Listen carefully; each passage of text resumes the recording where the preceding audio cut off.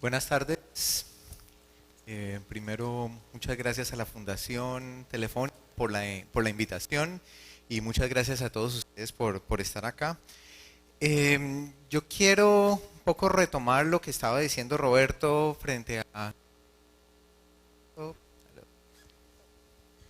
aló. Frente a qué es... dame el micrófono. Aló. Bien.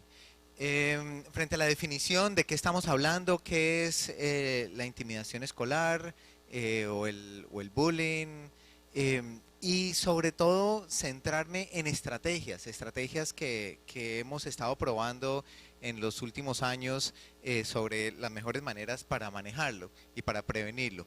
Entonces, rápidamente quiero retomar los puntos centrales de la definición de lo que es intimidación. Es una situación que tiene tres características, ¿sí? Por un lado, es una situación de agresión donde alguien hace algo con la intención de hacerle daño a la otra persona, y esto es central, lo hace repetida y sistemáticamente, lo hace una y otra vez contra la misma persona, y esto puede ser algo que dure semanas o que dure meses, o en algunos casos vemos que puede durar años. Y es una situación en donde hay un desbalance de poder. Hay unos que tienen más poder, por ejemplo, porque son más grandes físicamente, o porque son mayores, o porque tienen más amigos y son más populares. Y hay otros que tienen menos poder porque, por ejemplo, en el caso de niños son más pequeños físicamente, o son nuevos en un salón y no tienen amigos, y eso hace que estén en una situación de mayor vulnerabilidad. Y esas agresiones pueden ser de distintas formas. Pueden ser agresiones físicas, que le estén pegando a la persona una y otra vez, empujando, pegando patadas, tirándole objetos. O puede ser verbales, con insultos, diciéndole un apodo que le molesta, que le duele mucho. O puede ser de las maneras más indirectas, relacionales, de la exclusión de la que hablaba Roberto, que muchas veces es muy común entre niñas. Es una manera de hacerle daño a la persona, pero sobre todo hacerle daño a las relaciones de la persona.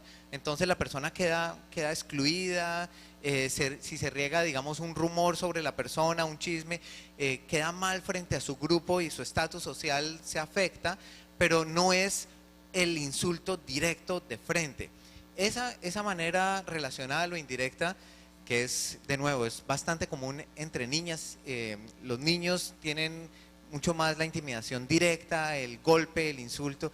Esa manera indirecta muchas veces es más difícil de detectar, y para nosotros adultos es difícil darnos cuenta cuando está pasando, porque puede estar pasando de una manera muy encubierta allí delante de nosotros mismos. Y el otro tipo de agresión es el que ocurre por medios virtuales, a través de correos electrónicos, redes sociales, a través de teléfonos celulares, que es una manera que nos preocupa mucho porque está creciendo y es especialmente, digamos, dura y afecta mucho a las personas que lo viven. Y muchas veces lo que pasa es que es una combinación de formas. Entonces la persona la pueden estar insultando, le insultan de frente, y después van y crean un grupo en Facebook sobre la persona, y después vuelve al colegio y en el colegio le pegan o le excluyen, y alguien filma en el momento en que le están pegando y esa filmación la suben a internet. Entonces es una combinación de muchas formas que son muy dolorosas. Bueno, digamos, varias personas me preguntan con frecuencia, a mí me preguntan con frecuencia por qué hoy en día se habla tanto de esto, si esto seguramente siempre ha existido. Y probablemente sí, probablemente esto es algo que es, digamos, algo que está desde hace mucho tiempo. No tenemos estadísticas para saber qué tanto ha aumentado, qué tanto ha crecido, porque los estudios rigurosos son más bien recientes. Pero hoy en día hay mucho más sensibilidad frente a este tema, porque sabemos que tiene unas consecuencias muy graves. Sabemos que quienes son víctimas de intimidación o víctimas de estas agresiones repetidas y sistemáticas tienen más riesgo de varias cosas. quiere decir eso? ¿Que tienen que actualizar el antivirus? Bien.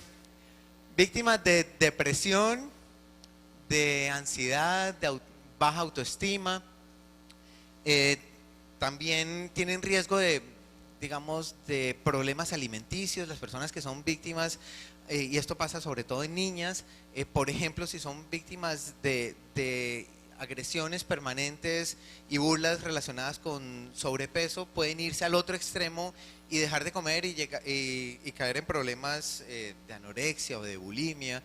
Hay problemas de desmotivación académica, y esto pasa con algunos estudiantes que son buenos estudiantes y pierden el interés por ir al colegio, pierden el interés por estudiar y a veces terminan incluso desertando del sistema educativo. En algunos casos llegan al extremo de pensar en suicidio o de llegar a quitarse la vida. Y en algunos casos también puede llevar al extremo de la venganza violenta, y estos son los casos, por ejemplo, de las masacres que han ocurrido en colegios en Estados Unidos, pero también en otros países, en Alemania, en Argentina, en Finlandia, en Canadá, donde alguien que ha sido víctima de agresiones por mucho tiempo acumula mucha rabia, acumula mucho odio, y si tiene armas cerca puede llegar a tomar la decisión de cometer una masacre, un homicidio. Bueno, voy a pasar por acá. Sabemos además que esto afecta el clima escolar y puede terminar afectando el desempeño académico de los estudiantes. Hay estudios que han mostrado que los colegios en los cuales hay niveles más altos de bullying, en general, tienden a tener resultados más bajos en pruebas en matemáticas, pruebas en ciencias, pruebas estandarizadas internacionales. Es decir, esto no solamente afecta a los individuos, sino que afecta al clima escolar y puede terminar afectando el desempeño académico de los estudiantes en general. ¿Sí? Bueno, estuve revisando datos, investigaciones para saber qué tanto hay de intimidación en el Perú. Encontré muy poco, y digamos esto es tal vez una recomendación es importante tener más investigaciones y tener más datos, pero hay un estudio que no es exactamente sobre intimidación, sino que es sobre agresiones en general, realizado por la UNESCO, se llama el CERCE, y ahorita va a haber una réplica de ese estudio que se llama el TERCE.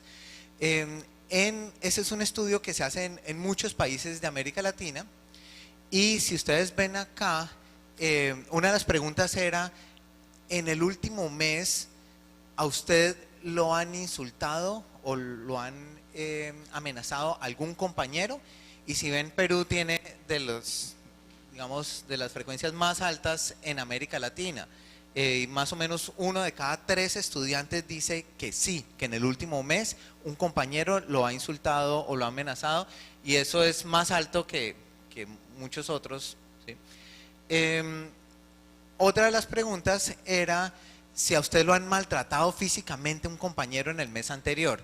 Ahí, digamos, Perú sigue teniendo porcentajes más altos que el promedio de América Latina está acá, un poco como más o menos 16, en el caso peruano está como el 18-19%, y hay otro de si lo han robado, y aquí también está más alto que el promedio de América Latina. ¿Sí? En el último mes algún compañero, y si ven, los porcentajes son bastante altos, casi más del 45% de los estudiantes dicen que sí, que en el último mes los han robado. Entonces, esto lo que indica es que en general hay bastante agresión en los colegios peruanos. Esto es una muestra bastante grande, muy representativa, de colegios públicos, privados, urbanos y rurales. Y pues en general los porcentajes son más altos que en América Latina, aunque sería importante hacer mediciones que no sean solamente de agresiones específicas, sino de intimidación, porque digamos parte de lo que es importante es diferenciar, y pues intimidación es cuando ocurre una y otra vez de manera sistemática contra la misma persona. Bueno, Roberto ya estaba hablando de los roles que hay en estas situaciones de intimidación. Y yo quiero concretar eso en unos roles específicos que cumplen los distintos compañeros. Porque esto es muy importante, porque la intimidación realmente es un fenómeno de grupo. Y es fundamental entender eso para saber cómo cambiar esa dinámica de grupo. Es decir, no se trata de cambiar individuos, no se trata de que el agresivo cambie o la víctima cambie, se trata de que el grupo cambie y que se cambie la dinámica como se manejan este tipo de situaciones. Entonces, ¿quiénes hay en esa dinámica? Por un lado está el líder de la intimidación, que esa es la persona que inicia, la persona que se le ocurre, bueno, ¿por qué no creamos un grupo en Facebook contra esta persona? O la persona que es la primera en insultar o en empujar a alguien. Es un líder, y ese líder tiene unos asistentes, tiene unas personas que están alrededor, que le siguen. Yo no sé si esta expresión existe aquí, seguirle la corriente. Exacto, le siguen la corriente al líder o a la líder. Y entonces, si insultan, esos son los que insultan después. Si le pegan, son los que pegan después. Si se abre un grupo en Facebook, son los que se meten al grupo en Facebook y empiezan a hacer comentarios, a seguir la corriente de quien inicia la intimidación, ¿sí? Por otro lado están los reforzadores. Los reforzadores de hecho son muchos en el salón que están allí y que pueden reírse frente a algo que está ocurriendo, o que simplemente sirven de audiencia, que están mirando. Y es que el hecho de estar allí mirando, observando una situación y no decir nada, ya eso es servir de audiencia, y ya eso está mandando un mensaje de aprobación. Quienes están cometiendo las agresiones, si saben que hay gente alrededor y no hacen nada, el supuesto es, si no están haciendo nada, es porque en últimas están de acuerdo con esto que está pasando, ¿sí? Entonces ellos están reforzando la situación. Hay otros que son los externos, son los que se van y no quieren tener nada que ver con eso, y digamos como que no quieren estar involucrados para nada, ¿sí? Y está en el grupo de los defensores. Grupo de los defensores, hay algunos que son defensores directos, que se involucran, digamos, de frente, dicen no más, déjelo tranquilo, ¿sí? O ya no más, esto no es chistoso, esto ya dejó de ser chistoso, ya pasó una línea. Esos, digamos, lo hacen de manera asertiva, es decir, no agresivamente, pero sí de una manera firme le dicen, oiga, no, esto no está bien, ¿sí? Pero hay otros que son defensores que dicen, no, yo no lo voy a hacer así de frente, pero cuando terminan la situación van y buscan a quien ha sido víctima y lo acompañan, ¿sí? O hay otros que ven a alguien que está solo y saben que si está solo, pues está vulnerable, y lo que hacen es invitarlo a ser parte de sus grupos. O sea, los incluyen a los que están excluidos, ¿sí? Esas son distintas maneras en las cuales pueden defender. Bueno, y están las víctimas, que las víctimas, pues la mayoría de los que son víctimas de intimidación son víctimas pasivas, son víctimas que no han hecho nada, pero como están en una situación de vulnerabilidad, los agresores las cogen contra ellos, ¿sí? Y hay otras que sí combinan ser víctima con victimizar a otros. Es lo que se llaman las víctimas agresivas o los bully victims, que esos son muy pocos realmente. Bueno, entonces, esto es como la perspectiva de los roles que hay involucrados en situaciones de intimidación. Esto de hecho es desarrollado por una investigadora, tal vez la investigadora más importante en el mundo en el tema, que se llama Cristina Salmivali. Y esto ha sido fundamental para desarrollar estrategias para prevenir, porque lo que uno necesita realmente es cambiar la relación de poderes que hay en esta dinámica. ¿Y cómo se cambia eso? Pues logrando que algunos que son reforzadores, o algunos que son externos, o incluso algunos que pueden ser asistentes, cambien en su rol. Y entonces, por ejemplo, algunos que son reforzadores y simplemente se quedan mirando la situación, que se den cuenta que el estar allí mirando y no hacer nada es en últimas contribuir a que la situación se mantenga, y darles estrategias de qué podrían hacer para intervenir, ¿sí? O algo que para nosotros ha sido muy interesante es cuando hablamos con los asistentes. Los asistentes digamos, cuando están en grupo y cuando están con su líder, están ahí apoyándolo. Pero cuando tenemos conversaciones individuales con ellos lo que nos dicen es que en últimas ellos no están tan de acuerdo con el maltrato en el que están participando, pero lo hacen siguiendo a su líder, lo hacen en parte por miedo a su líder, es por presión de grupo y digamos porque su líder no los vaya a atacar a ellos. Entonces, si uno logra mover a muchos de los que son reforzadores o externos y llevarlos más a una posición, a un rol de defensor, está logrando cambiar el balance de poder. Y finalmente es importante tener en cuenta que los que son líderes de la intimidación lo que quieren muchas veces es el reconocimiento social, lo que quieren es la aprobación. Y cuando están agrediendo, pues están consiguiendo ese reconocimiento, están consiguiendo popularidad si los otros valoran eso.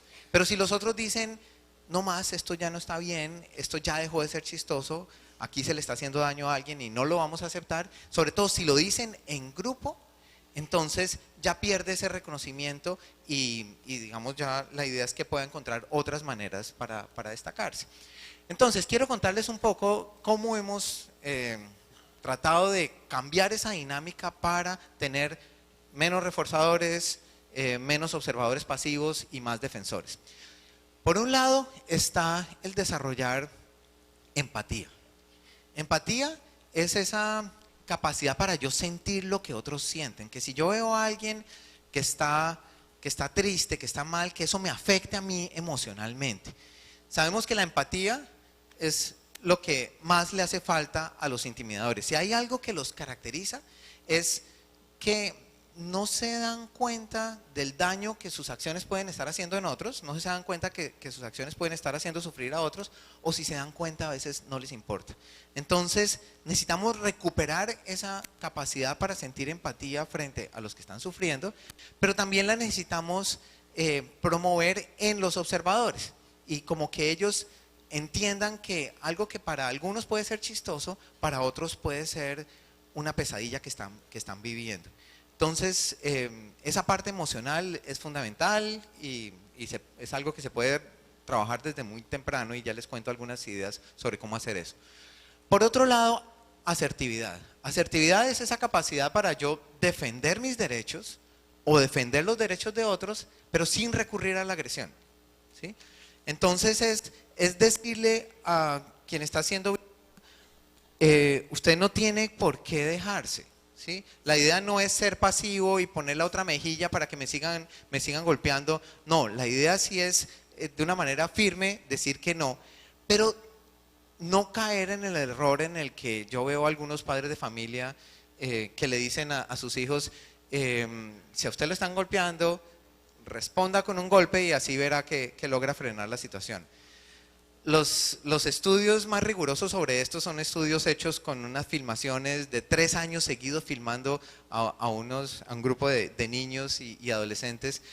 En esos estudios lo que se ha demostrado es que si quien está siendo víctima de intimidación responde agresivamente, lo más probable es que la agresión que reciba aumente.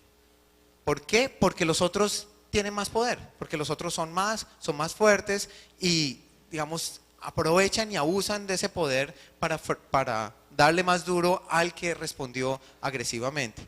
Entonces, digamos, el mensaje es, usted sí tiene que responder, pero no agresivamente, de una manera asertiva. Pero, de nuevo, lo más efectivo realmente no es cuando la víctima responde solo asertivamente, sino cuando los que están alrededor intervienen y dicen, ya no más, déjelo tranquilo. Y lo otro que quiero mencionar es el desarrollo de pensamiento crítico, esa capacidad para cuestionar y decir por qué las cosas son como son y no pueden ser de una manera distinta. ¿Por qué tenemos que seguir aquí a alguien que nos está imponiendo algo? ¿Por qué tenemos que seguir la presión del grupo? Si yo no estoy de acuerdo con esto, tengo que hacerlo saber y tengo que ser capaz de cuestionarlo. Quiero mencionar un par de ideas sobre cómo hacemos esto en la práctica. Estas ideas vienen de un programa que desarrollamos en Colombia y que ahorita está también siendo implementado en México, que se llama Aulas en Paz. Y en Aulas en Paz hacemos actividades como estas. Este es un libro Esto es algo que trabajamos en segundo de primaria. Es un libro que se llama Oliver Button es una nena, ¿sí? Y es la historia de Oliver que de él, digamos, es un niño que no le gusta hacer las cosas típicas que le gusta hacer a sus compañeros. Entonces, por ejemplo, no le gusta jugar fútbol y hacer mucho deporte. En cambio, le gusta disfrazarse, le gusta pintar y le gusta bailar. Y sus padres finalmente aceptan que Oliver pueda bailar, pero sus compañeros se burlan de él. Y entonces lo que hacemos es, digamos, cuando estamos, antes de leer el libro, la profesora o el profesor cuenta una historia personal en la cual se estaban burlando de ella o burlando de él y cuenta cómo se sintió y le pide a los estudiantes que piensen también en situaciones las cuales se han burlado de ellos. Y todos podemos pensar en situaciones donde se han burlado de nosotros y cómo nos sentimos. Y entonces empieza la historia diciendo, bueno, ahorita vamos a leer una historia de alguien que también se están burlando de él y vamos a ver cómo se siente él. Y entonces todo el tiempo están reflexionando y pensando y empatizando con este personaje y conectándolo con situaciones donde ellos mismos también se han sentido excluidos, se han sentido que los han tratado mal, se han sentido que se están burlando de ellos. Ahí se está trabajando empatía, ¿sí? Y llegan a situaciones como estas y dicen, bueno, ¿qué podría hacer Oliver en esta situación? En este momento en donde los compañeros le quitaron los zapatos, unos zapatos de claqué con los que baila tap, y se están tirando entre ellos los zapatos. ¿Qué podría hacer Oliver en ese momento? Y ahí, por ejemplo, una de las preguntas es, ¿qué pasa si Oliver en ese momento responde agresivamente y se pone a pegarles? Piensen ahí, por ejemplo, ¿qué podría pasar si Oliver le hace caso a su padre que le está diciendo, dele duro si lo molestan? O vuelven nada, ¿sí? Y otra de las preguntas es, ¿qué podrían hacer si estuvieran allí mirando la situación? ¿Sí? Y allí, usualmente lo que sale es que si están mirando esa situación y actúan individualmente, efectivamente se puede poner en riesgo. Digamos, un espectador que actúe diciendo ya no más, déjelo tranquilo, se puede poner en riesgo frente a todos esos agresores, ¿sí? Pero si es el grupo en general el que interviene, entonces allí es mucho más probable que compensen ese desbalance de poder. Y allí, digamos, esto lo hacemos en medio de una clase de lenguaje, en medio de una clase de español. Es decir, la idea no es salirse de lo que se está trabajando académicamente, sino integrarlo a lo que ya se está haciendo, ¿sí? Quiero darles por lo menos una de estas ideas sobre cómo trabajamos tema de asertividad.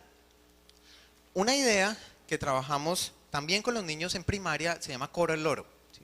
Coro el loro la idea es que si se está tratando mal a algún compañero, si hay una situación de maltrato entre compañeros, todo el grupo debe responder como si fuera un coro de loros y todo el grupo debe decir no más, ya no más, o a veces dicen detente, o a veces dicen para eso. El grupo mismo decide qué es lo que va a decir. Pero digamos, lo interesante de esto es que es una estrategia que primero se hace como un juego. Y entonces ahí hacen como una simulación y un juego donde imagínense que están tratando mal a este compañero y qué dicen los demás. Y entonces todos en coro dicen no más. Y así. Lo clave realmente es cuando ocurren las situaciones reales, cuando ocurre una situación de maltrato, allí lo que hace el profesor o lo que hace la profesora no es intervenir directamente, sino es recordarles lo que ya habían aprendido. Y acuérdense, ustedes saben cómo hacer eso, ustedes aprendieron coro del loro, entonces apliquen lo que aprendieron aquí. Y digamos, es el adulto dándole las estrategias y creando la sensibilidad y creando el compromiso y sobre todo teniendo oportunidades para practicarlas. El adulto lo que hace es recordarles y apoyarlos para que sean ellos mismos los que frenen este tipo de situaciones. ¿Sí? ¿Cómo sigue el tiempo? Bueno, hay muchas más estrategias, hay unas que las hacemos con teatro. Bueno, está bien, está bien. Voy a mencionar voy a mencionar un par de cosas. Una es un resultado de esta misma investigación que yo les conté que había digamos, unas filmaciones durante 3 años seguidos de un grupo de estudiantes.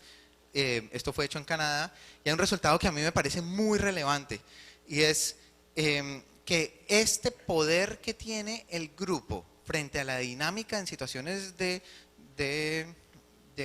intimidación tiene un asunto de género involucrado que es bien relevante. Resulta que cuando hay situaciones de agresión que es entre niños, ¿sí? Si hay unos niños molestando a alguno de sus compañeros y hay unas niñas alrededor, si esas niñas responden riéndose o mandando cualquier señal de aprobación, lo que se vio en las filmaciones es que inmediatamente el nivel de agresión de los niños aumenta. Es decir, los niños están muy pendientes de esas niñas y si hay unas niñas riéndose, se vuelven mucho más agresivos. Pero si las niñas que están alrededor responden asertivamente de estas formas y dicen, ya no más, déjelo tranquilo, esto no es chistoso, dicen algo así, el nivel de agresión disminuye y logran frenar la agresión en tiempos de 10 segundos. En 10 segundos se frena la situación. Es realmente lo único que se ha visto que logra frenar este tipo de agresiones tan rápido y de una manera tan efectiva, ¿sí? Lo más interesante, digamos que a mí me sorprendió mucho, es que al revés parece que no pasa. Es decir, si hay una situación entre niñas, lo que hagan los niños que están alrededor no importa. O sea, los niños están y pues los hombres en general estamos muy pendientes de la audiencia de niñas y las niñas no están tan pendientes de la audiencia de niños. Probablemente están más pendientes de audiencia de otras niñas que son compañeras. Entonces eso nosotros se lo contamos a los estudiantes y se lo contamos también a las niñas. Les decimos a las niñas, oiga, usted tiene más poder del que usted cree que tiene. ¿Sí? Muchas veces ellas dicen, no, si es una situación de agresión entre niños, eso no tiene que ver con nosotras. ¿Para qué nos vamos a meter? Cuando en últimas ellas sí pueden hacer mucho y sí pueden determinar lo que vaya a ocurrir allí. Entonces es fundamental desarrollar esas estrategias. Muchas veces lo hacemos con simulaciones o lo hacemos con teatro, sobre todo trabajamos en improvisación y últimamente estamos tratando de desarrollar eso por medios virtuales, en donde uno aprenda a actuar asertivamente cuando está en una situación de maltrato a través de internet. Quería mencionar este ejemplo, este ya no es de nosotros, sino que es de un programa de historia desarrollado en Boston que se llama Facing History and Ourselves, de frente a la historia de nosotros mismos, y lo que hace es enseñar como periodos críticos de la historia, pero todo el tiempo relacionándolo con la vida cotidiana de los estudiantes. Entonces aquí por ejemplo se mira el periodo en el que estaba creciendo la discriminación contra los judíos en Alemania antes de la guerra, y lo que se dice es, vea, hay momentos críticos de la historia donde la gente podía haber hecho mucho. Los observadores, esos testigos, hubieran podido hacer mucho, como por ejemplo esta persona de la foto, ¿sí? Vio lo que estaba pasando, estaban marcando tiendas judías, estaban marcándole la estrella de David y no hizo nada. Y eso es gran parte digamos, del dolor en Alemania, es como tanta gente pudo haber actuado en ese momento y realmente no lo hizo. Y eso se vuelve al presente. Y con los estudiantes se dice, bueno, piense en situaciones en donde se esté discriminando a gente a su alrededor. ¿Conoce grupos o conoce personas a quienes están maltratando? Si usted no hace nada, ¿qué está pasando frente a eso? ¿Sí? Y de ahí, por ejemplo, salen proyectos bien interesantes, salen, por ejemplo, proyectos de estudiantes que dicen, sí, digamos, en mi sociedad se está discriminando, por ejemplo, a las personas homosexuales. Y hay una homofobia, ¿y yo qué estoy haciendo frente a eso? Y entonces salen proyectos de estudiantes de haciendo, por ejemplo, campañas contra la homofobia, ¿sí? Y lo otro que se dice es, pensemos en discriminación en la sociedad, pero también pensemos en discriminación o maltrato aquí mismo. ¿Será que algo así está pasando en mi salón de clase? ¿Están maltratando a alguien? ¿Y yo qué estoy haciendo frente a eso? ¿Y será que ahí yo podría cambiar la historia? Y lo interesante de esto es que al mismo tiempo se está aprendiendo sobre la historia de una manera que es muy significativa y muy motivante para los estudiantes. Entonces, de nuevo, no es salirse de lo académico, pero sí es involucrar el desarrollo de, por ejemplo, empatía, por ejemplo, pensamiento crítico. ¿Sí? Bien,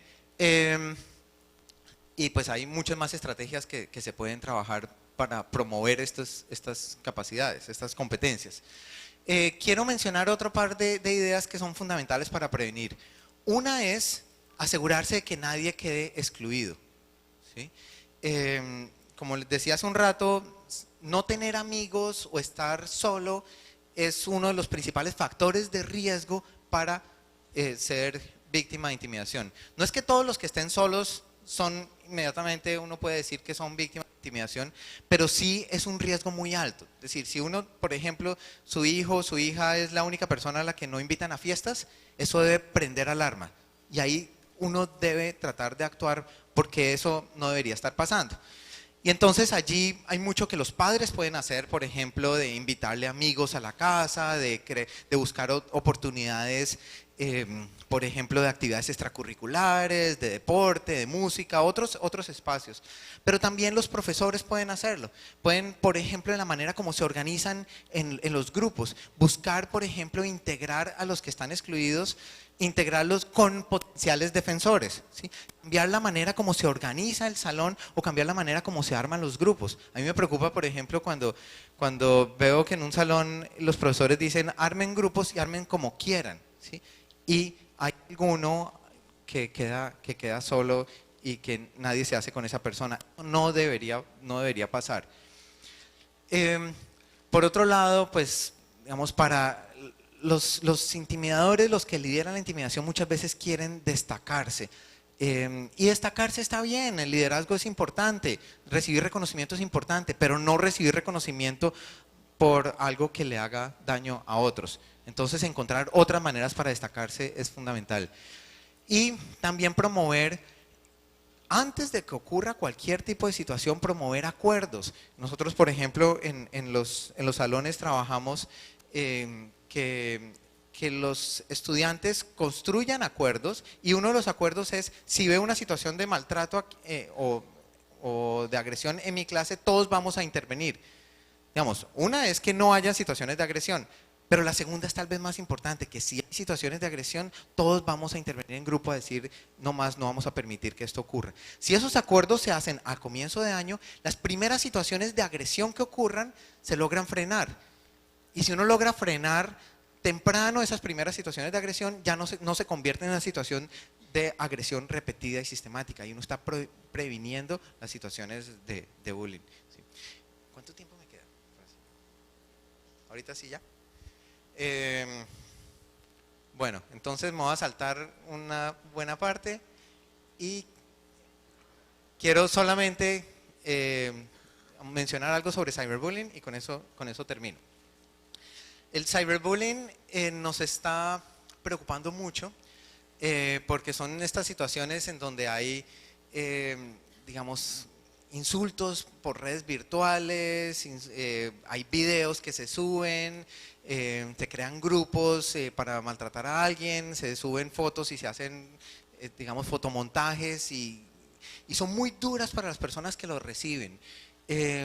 Son situaciones donde sienten que no tienen, digamos, no tiene escapatoria, es algo que ocurre 24 horas al día, 7 días a la semana. No sé, yo muchas veces lo comparo con, por ejemplo, las situaciones de intimidación que ocurren en la ruta escolar. En la ruta o en el bus, pues hay muchas situaciones de intimidación, pero la persona sabe que cuando se baja del bus o se baja de la buseta, se baja de la ruta, ya ahí se acabó y está otra vez bien. Pero en estas situaciones de intimidación no hay esa sensación de cómo escapar. Y frente a eso hay dos grandes estrategias, ¿sí? Y quiero mencionar esas dos porque me parece importante poder reflexionar sobre ellas. Una es control, ay no, perdón, esta no era, esta. Una es control por parte de los adultos, es decir, que los adultos estemos pendientes de lo que hacen los niños, de lo que hacen nuestros estudiantes o lo que hacen nuestros hijos en los medios virtuales. Eso es, digamos, supervisión parental, tener sistemas de control de acceso, hacer seguimiento a la navegación. Esto, por ejemplo, es mirar los historiales, pues digamos, estar pendiente y mirar en qué lugares ha estado, que los padres puedan ser amigos de los hijos en redes sociales como Facebook, si los hijos los aceptan como amigos. Tener comunicación permanente con ellos, ¿sí? Esto, digamos, hay muchos que lo están recomendando y a mí me parece importante, pero sobre todo para niños, sobre todo en primaria. ¿Por qué? Porque cuando llegan a la adolescencia, las competencias tecnológicas de ellos muchas veces superan a las competencias tecnológicas de sus padres. Y entonces fácilmente pueden borrar el historial y entonces ahí los padres no saben dónde han estado, o saltarse los controles de acceso, o digamos cambiar, digamos, si está el computador en un lugar visible, llega el padre o la madre a mirar qué está haciendo y rápidamente cambia y entonces no se dan cuenta de todo lo que está pasando. Yo creo que lo que realmente necesitamos es desarrollar en ellos mismos las mismas competencias de las que estábamos hablando. Desarrollar asertividad, desarrollar empatía para darse cuenta que esto es algo que le puede hacer daño a otros y desarrollar capacidades para que ellos mismos controlen ese tipo de situaciones. Entonces, por ejemplo, digamos, que ellos comprendan que que sepan cómo reportar un abuso en redes sociales como por ejemplo Facebook, que ellos mismos, que son los que se dan cuenta de todo lo que está ocurriendo, ellos mismos puedan tener un criterio y poner una línea y decir, esto ya no es aceptable porque esto le está haciendo daño a otros. Y si le está haciendo daño a otros, lo tenemos que frenar y es parte de su propia responsabilidad. Entonces, de nuevo, nuestro rol como adultos es sensibilizarlos y darles estrategias y darles criterios para que ellos mismos controlen la situación. No es nosotros controlarla, es que ellos lo hagan y al hacerlo se están formando, digamos, están desarrollando responsabilidad social. Para terminar quiero, digamos, como ven hay mucho que no alcancé a mencionar, pero quiero dar un par de referencias que están al final. Estas son unas referencias que hemos desarrollado en Colombia y que creo que pueden serles útiles. Aquí, si quieren anotar, solamente es necesario anotar estos nombres, Kit Papás, y pues si entran a un buscador como Google fácilmente encuentran la dirección completa. Eso son estrategias y preguntas y respuestas para los padres de familia que están preocupados por este tipo de situaciones. El Kit Adolescentes es preguntas y respuestas para adolescentes que quieren saber, por ejemplo, qué hago si mi amigo está siendo víctima de intimidación. Y la red Te Protejo es una iniciativa internacional que lo que busca es que ahí se puedan denunciar cualquier situación de maltrato que se encuentren a través de los medios virtuales.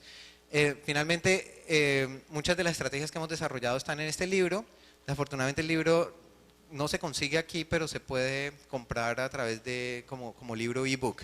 Entonces, pues en cualquier librería latinoamericana electrónica se puede conseguir y entonces quienes quieran saber más ahí los pueden conseguir. Bueno, muchas gracias.